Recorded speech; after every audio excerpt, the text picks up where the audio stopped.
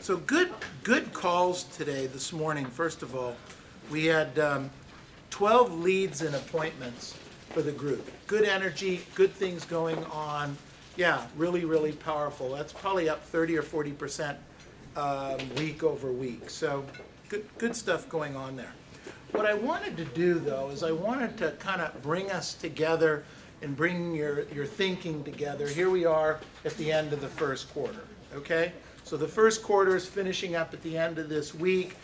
3 months ago, you created some business plans, right? Say yes. Yes. You sat down, we talked about what you wanted to do, what you wanted to accomplish, how many transactions you wanted to do, and how many closings, how many openings, how many listings that you wanted to take. And some of you are on track, and some of you need a little bit of help and a little bit of push. But here's the interesting question. In the 3 months, you had an opportunity there's typically 20 work days in a month. Everybody with me? Yes. Okay, so then 3 months, you had 60 work days. 3 times 2, 60 work days. Okay, now there's a couple of work days left in this week, but we had 60 work days. So question number 1 is, did you work every single work day? Don't answer, just, did you work every single work day? Okay, sorry, over the work days. All right.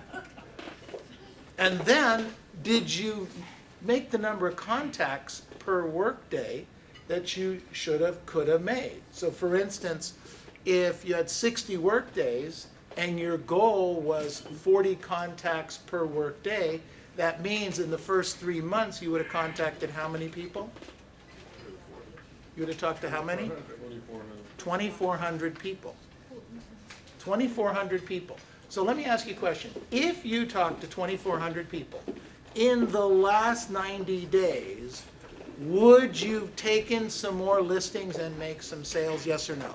Yes. Absolutely, right? So what gets in the way? What prevents us from doing this? We lined it out. In fact, maybe you guys remember, I had this conversation actually with my wife. I was walking across the parking lot yesterday at the mall, and we were just chatting about what I was going to talk about today. And what I shared with her is I said, honey, here's an interesting thing. Here's the job offer. Tell me if you'd like this job. Next year, the next 12 months, you have to work 210 to 220 work days, okay? And that's out of a 12-month year. And if you do that, and you talk to somewhere around 25 to 35 people per work day over those 220 to 210 to 220 work days, if you talk to that many people over that period of time, you could earn somewhere between a low end of about $165,000 a year and a high end of about $350,000 a year. And we have people physically in this company that do that range for those kind of efforts. We have people that do more, we have people that do a little less, but for all intent and purposes, we have people that do that. Okay, you guys with me? Yes. And you get to have 5 months off. Would you like that job? Yes. Yes. Well, that's what she said too. She said, where do I sign up? Are you kidding? $200,000-$300,000 a year, 5 months off, and I get to do that, and I have to learn a few scripts and dialogues. In her case, because she hears me coaching all the time, she's picked up the scripts and dialogues. You know, she's standing in the background doing, when do you plan on moving? You know, she's doing that. Do you get what I'm talking about here? Yes. So I wrote down here, the first quarter's almost over, and we are in the talk to the people business. So write that down. We are in the talk to the people business. And I kind of broke this up into 4 different categories. It all comes down to talking to people because we are in the communications business. If you don't understand this, you cannot build a business. We are in the communications business. We are in the talk to the people business. I wrote down here, no appointment, no Money. well, a couple of you got it. No appointments, No money. no money. If you're not on an appointment, if you're not showing a piece of property, if you're not on a listing appointment, you can't make money in this business, period. Can't be done. You have to be on an appointment. So, I wrote down a few questions here, all right? So here's the questions. What is my honest attitude toward prospecting? What's my honest attitude toward prospecting? Don't answer right now, okay? Just write down the question. It's a homework assignment. All right? What's my honest attitude toward prospecting? Next question. Do I really do it every work day? Do I have a specific time to start and a specific time to end? Do I really do it every day, and do I have a specific time to start and a specific time to end? Do I treat it as seriously as my top competitors? Do I treat that time, that prospecting time, as seriously as my top competitors? Here's an interesting question. Do I have the numbers prepared in advance? The numbers I'm going to call, the phone numbers I'm going to call, or the streets I'm going to door knock, do I have it prepared in advance? Or do I run to the office and got to work on doing that, and you know what happens when that happens? We kind of never get started to get going because, we have good intentions. Do I have my scripts internalized and memorized? And the word really is memorized. Do I have my scripts memorized? Do I have a daily specific goal? Who is holding me accountable? And the last thought here is, I need to know the hot spots in our market and call them. It could be a neighborhood, a price range, or an area that's close to certain schools. But I need to know what those hot spots are. And the last thought on this, on prospecting, is occasional prospecting brings occasional results. How's that for a blinding flash of the obvious? Occasional prospecting brings what? Occasional results. Occasional prospecting brings occasional results. So then, if we're prospecting, what's the next natural thing that we should be doing? Follow-up. Lead follow-up. So I wrote down, it's important. In my opinion, lead follow-up is as important as actual prospecting. Because the truth is, without lead follow-up, you don't get the production. We get the leads. And a lot of you are doing that. You're getting great leads. You're getting things that can be great leads that turn into appointments. But you're not following them up on a regular basis. So I wrote down here, if they gave you your name and number, they gave it to you for a reason. If they gave you their name and number, okay? I asked for the name and number, they gave it to me. If they gave you the name and number, they gave it to you for a reason. Therefore, you have every right to continue to call them until they set an appointment or tell you to go away. They gave you the number. If I don't want somebody to call me, you're not getting my cell phone number or my email address. Would you give it if you don't want somebody to call you or bug you? No. Okay? You won't. You don't. No, I'll follow up with you. No, I'll call you. No, I'll be in touch with you. No, maybe I'll come back to the store. Or maybe I'll, I'll see you some other time, or what's your email address, or what's your website, and I'll take it and say I'll get in touch with you. But if I gave you my email address, or I gave you my cell phone number, or a combination, that means I do want to hear from you. That it's okay to hear from you. Get it? Yep. Well, she gets it. Because first quarter was incredible. Good for you. I followed you. Good for you. And then no other company provided just like your meeting. I love it. Thank you. 20th century 21. I wrote down number 2, being aggressive with lead follow-up will cause one of two things to happen.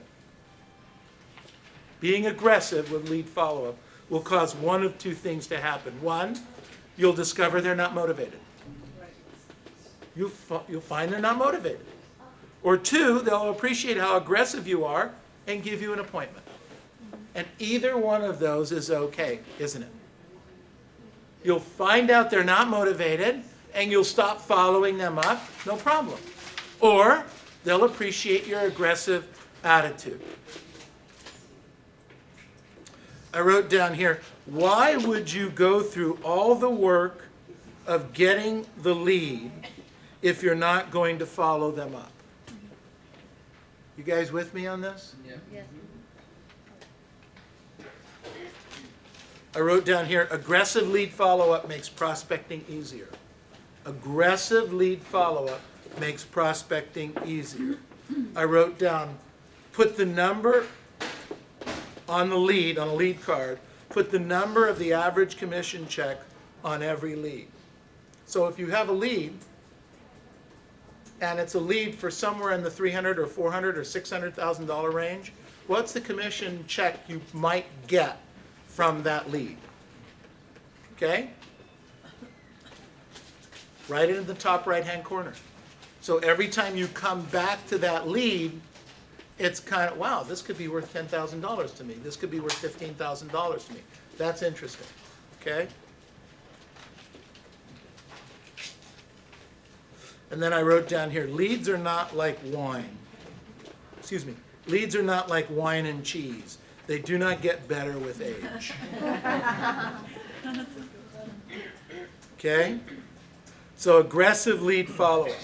Then I wrote down the next point, intensive pre-qualifying. So we're prospecting, we're lead generating, and now we're going to do some intensive pre-qualifying. Why go through all the work of prospecting and lead follow-up if you're not going to find out if the client's motivated? Just because they said they wanted to list their home and they might want to sell it, does that mean they're motivated? No. Hello? No. Then why do you, as soon as that happens, and I've seen you do that, I actually had that happen this morning. Somebody said, hey, I'm interested in selling my house, and they ran from their desk to the computer. They started doing comps because they set an appointment to go over to the house. They didn't pre-qualify. They didn't ask any questions. They don't know what's going on. They don't know if both clients are going to be home, but they stopped prospecting to go do a CMA to run over to the house, and they don't know what's going on with the client. Every single one of us, including me in the beginning of my career, is guilty of that.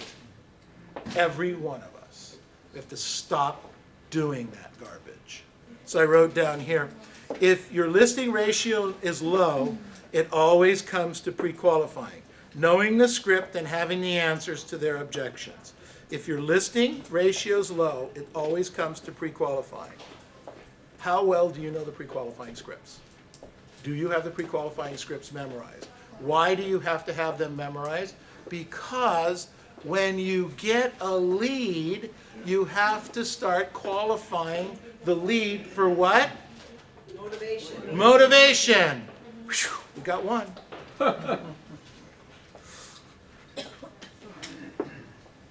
I wrote down here, you have the right to ask questions. Don't be upset if they don't answer them. You have the right to ask a question. Don't be upset if they don't answer them. If you're concerned about how they keep answering if you're concerned about them not answering, keep asking till you get the answer. The answer could be what? I'm not interested. I'm not interested. But we have to get better at asking the questions. And then I wrote down here, don't interrogate them. Don't interrogate them. Pre-qualifying is a conversation, not an interrogation. Okay? Pre-qualifying is a conversation. And you get that with practice. Then I wrote down the last thought is pre-qualifying absolutely sets you apart from your competition.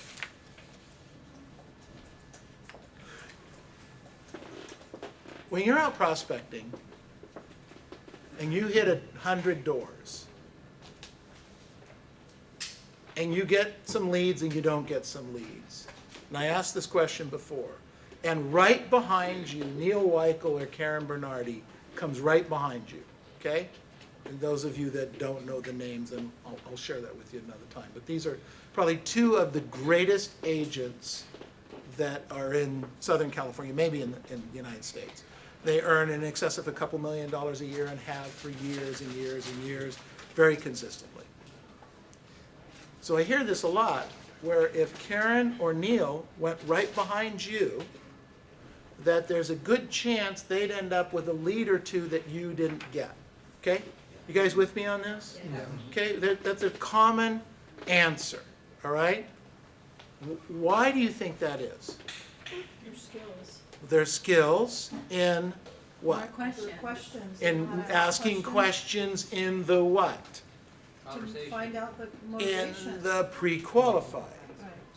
Right. So they keep a conversation going with the client. They hear a lead, but I suspect we all might hear a lead. Okay? Now their job is to identify the lead and ask some more questions to determine whether or not this is really a lead I should spend my time with and follow up or not. You guys with me on this? Yes. That's probably the area. Prospecting, we probably all do. Lead follow-up, well, not so much, but we know in most cases how to identify a lead. Where we fall down, and the difference between them and us, in my opinion, is in the pre-qualifying. And if you get that, which is, all that is what? A series of what? Questions. It's all this is a series of questions. What happens is we don't know what questions to ask most of the time, right? Say yes. Yes. So memorize the pre-qualifying questions and ask those questions, and then learn how to go a little what I call below the line to the next question. Okay? Client says, so when do you plan on moving? Well, you know, we might move, we're not sure, we're going to go to Hawaii, maybe we are, maybe we're not. So what would take you to Hawaii? Well, we have family there. Wow, family there. You know, kids, grandkids, mom, dad, what is it? Well, it's my kids. Wow, that's great. So do your children have children? Yeah, as a matter of fact, they have two. Wow. Well, let me tell you something. For a grandparent, those of you that are, get it. Those of you that aren't will get it. The biggest pull is being around the grandkids. It's the biggest pull. It's giant. And that's the key to understanding the motivation between the clients. They want to be with who? Hello? Grandpa. I'm telling you, man. I had 6 of them in the house last night, and there's nothing like it. There's nothing like it. They're all playing and doing and just playing all over each other, and it's amazing. It's amazing. Understand that pull, and you will understand your clients. You get it?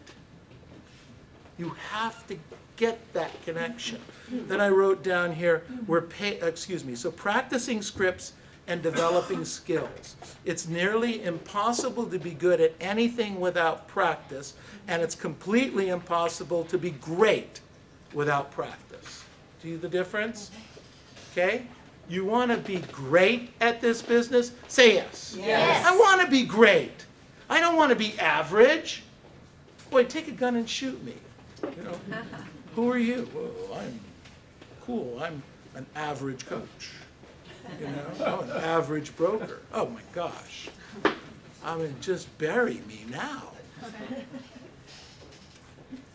What are you doing every day, every week, every month to work on raising your skills? Well, it's in practice. That's where it is. It's in memorizing the scripts and dialogues. It's previewing property. It's seeing what's available. It's knowing what's available. It's learning your craft. It's honing your craft. It's huge. Practicing scripts and developing skills. It's nearly impossible to be good at anything without practice, and it's completely impossible to be great without practice. Here's a question. Do you practice or celebrate after taking a listing? Practice. Do you practice or celebrate after taking a listing? I celebrate. Celebrate. I celebrate. Okay. But the superstar goes in and wants to know what they did wrong. What did I do not right? What could I have done better? How would I get that to the next level? How do I hone it and push it up to the next level? That's what the pro wants to know. Get it? Instead, we do the listing dance. I got a listing. I got a listing. I got a listing. I got a listing. The dance from the other night. I got a listing. Do you practice or celebrate after taking a listing? So I wrote down here the next thought. Learn to practice with intensity. It's not enough to practice. You have to practice with intensity. You have to be focused. You have to be consistent. You have to be committed. Get a picture of yourself as the best agent in the world. Get focused with that. If you don't think you're the best, whoa. Okay? Wow. Next thought, big thought. I love this. You're paid at the level of the practice we do. You're paid at the level of the practice we do. You're paid at the level of the practice we do. Practice always revolves around two issues, and each of these twos defines who you are. Number one, the amount of time you're willing to practice. The amount of time you're willing to practice. And number two, the ability to stay on scripts, which, by the way, is the hardest part of the process. Because the scripts aren't what? Yours. They're not me. The scripts aren't me. Well, in most cases, you don't know what to say. You really don't. Learn the scripts, internalize them, own them, memorize them, and then, if you need some changes, make some changes. But first, learn what to say and how to say it. You know, I can't remember who I was talking to this morning. I was sharing about the pre-qualifying script, and really the scripts. I refer to the scripts in almost every social and business situation I'm in. If I'm meeting somebody for the first time, big wig or not big wig, so how'd you get started in that business? You know, what'd you have to learn to move on? What are some of the schools that you went to? Who were some of the people that you talked to along the way? Those scripts sound familiar? Hello? Yes. I use those scripts in my conversations with people. Because I've memorized the script, I get to have this conversation. Do you guys get this? Yeah. And so I'm very comfortable in those social settings. What school did you go to? Where did you guys grow up? You know, how did you two meet in a social setting? I'm awkward in those ways if I've not practiced. Okay, you guys with me? Yeah. Okay? You would think that I'm very comfortable and very natural and do this, but I don't. This is all learned. This is all learned. It's all practiced, okay? And so it gives me an opportunity. Once I have that opportunity to have a conversation with you, then we open up and we're having a conversation. Get it? It's all learned.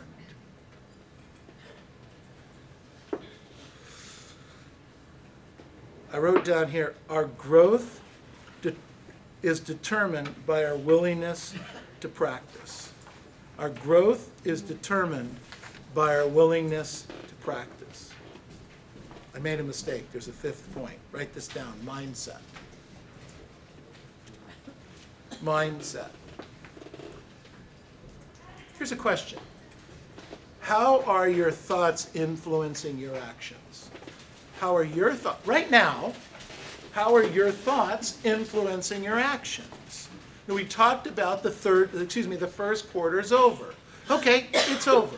Some of us are going to feel really down and out and oh my gosh, okay? And some of us are just going to take it, okay, it's done, draw the line, now what am I going to do? Because the truth is that I've worked with agents, true story, in this company in the last 4, 5, 6 years that didn't do but 1 or 2 closed transactions by almost the end of May, okay? And yet, from the end of May to December 31st, they still ended up being centurions, okay? Can be done. Hard work, a lot of focus, a lot of doing what you're supposed to do. I don't recommend it. It's very painful, okay, because you're pedaling very, very, very, very fast, and you can't mess up. But I've done this before with agents in this company, still in this company, okay? We've had this experience. It can be done. And the neat part, this is March, not May. See, you have more months.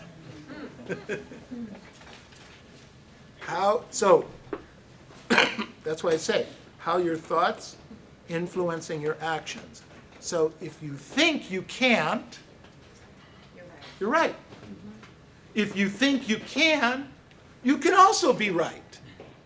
It's really what's going on up here.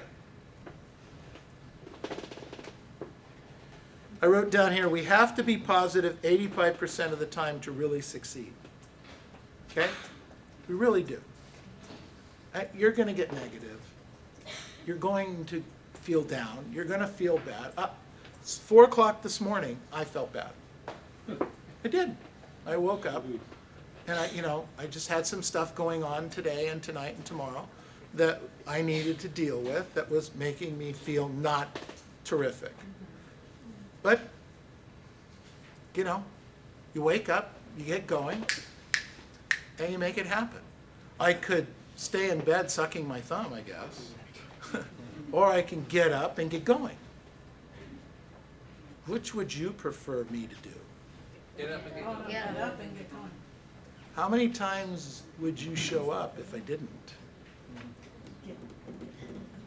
How many times do your clients reject you because you're not? You don't have that spring in your step. You don't have that bounce. You don't have that smile. You don't have that bit of enthusiasm that comes through. Not all the time, just about 75 to 85% of the time. You gotta feel it. You gotta be part of it, okay?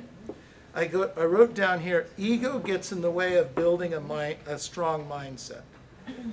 Negative thinking is always more powerful thinking because there's so much of it. Isn't that a great thought? Say that again? I said negative thinking is always more powerful thinking because there's so much of it. We agree it's there, but you can choose to do something about it. It's a choice. It's an absolute choice. You're either negative or you're positive. You think you are or you think you're not. You can change it on a dime. Let me give you an example. wherever you are right now, whatever you are emotionally right now, feel it, okay? Own it. Take ownership of it. Now, close your eyes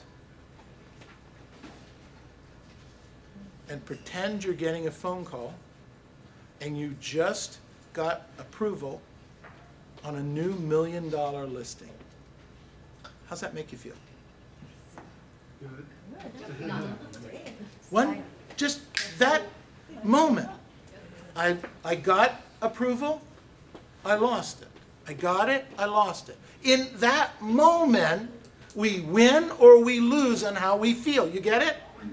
So it really is us and what's going on up here. Pour more positive stuff in and feel a little bit better about yourself more often. That's all we're talking about. But it's like a light switch. That's how fast it changes. On, off. On, off.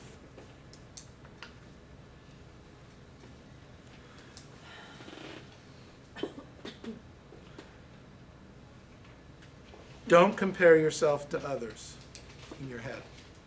Stop comparing yourself to others. She's better. She's worse. He's better. He's worse. Stop comparing yourself to others. Stop doing that, okay? I wrote down here, and the last thought on mindset,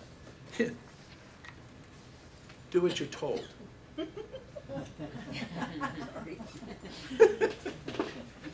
Do what you're told. Do what you're told.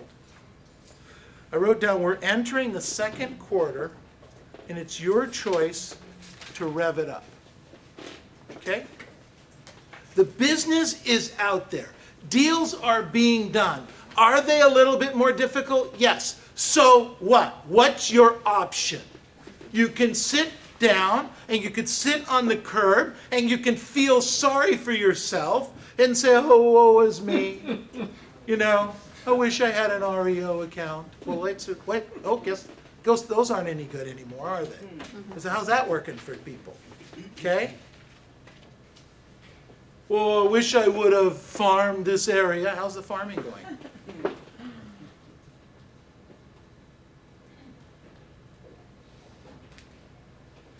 What's working right now, ladies and gentlemen? Massive talking to people. Massive prospecting. Change the word to talking to people. We are in, what did I say? The talk to people business. We're just in the talk to people business. You know, we talk about this. I kid you guys all the time. We say go door knock or go phone canvas, and you get this vision of, oh, this sounds terrible. But if I switch it up for you and I say take a clipboard and go stand in front of Costco. You had 1,000 people coming in every couple of hours, coming in and going out. Okay? And your job is just to stand there and smile. You know, when do you plan on moving? When do you plan on moving? When do you plan on moving? When do you plan on moving? That's not threatening, is it? That's kind of, okay, I could do that, right? Till Costco throws you out, okay? But I'll stick to the door knocking. Yeah. But you see, it's a mindset. We could do that. Problem is, when I go to Costco, they have those great hot dogs there. They don't what? They're not that little though. No, they're nice, they're big. We're entering the second quarter. Your choice is to rev it up. Go over the list we just reviewed and make the changes necessary to have a spectacular second quarter. We've gone over these things. There's nothing major here. There's no brain surgery here. Go memorize the scripts and dialogues. Go talk to more people. We've established almost to a person that you haven't talked to all the people you should have talked to. You haven't made the contacts you should have done. You haven't worked the days in the first quarter you should have worked. So let's do this in the second quarter. Let's do that. Talk to the people we're supposed to talk to. Hit the doors we're supposed to hit. Memorize the scripts we're supposed to do. Role play the way we're supposed to role play, okay? The market is with you. I'm telling you, the market is with you. I don't care if you like the president or don't like the president. The market, I'm telling you, listen to me. I don't care if you like him or don't like him. There's a business attitude to this economy. And there is a business attitude. There is a let's do business attitude in this economy. And people are feeling good about buying houses and selling houses. They feel good about it. And if we had more new homes that people could move into, we would probably be doing more transactions. But since we don't have any more new homes, all you can do is look for the people that are out there doing deals. Let me check. Simple thought. Simple thought. If you get a listing, there's a giant, giant, giant odds or you have a paycheck in your hand. Okay? If you have a listing. If you're working with a buyer, it's the exact opposite. I don't care how qualified that buyer is. I don't care if that person's walking around with cash in their pocket or their FICO scores are 780, 790, and they have verified funds, et cetera, et cetera, et cetera. Telling you, he and she who has a listing, you saw what was going on this weekend with your listing. If you had 15 of those, you'd have 15 sales. Okay? If you had 15 buyers, maybe you'd have a deal or two, maybe not. Okay? Don't get caught up with listings are hard to get, so I'll go work with a few buyers. Don't do that to yourself right now. Okay? Because those buyers are going to run you in a circle. Okay?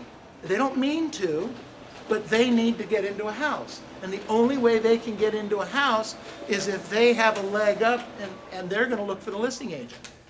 So unless you're the listing agent, be careful with this, guys and gals. Work hard on getting the listings. If you don't know how to do it, work on your scripts and dialogues. We have an advanced script class that's coming up in a couple minutes. Work on it. Role play. Work on it. Memorize your scripts and dialogues. And then let's go out and make this the best week we've ever had. Thank you very much.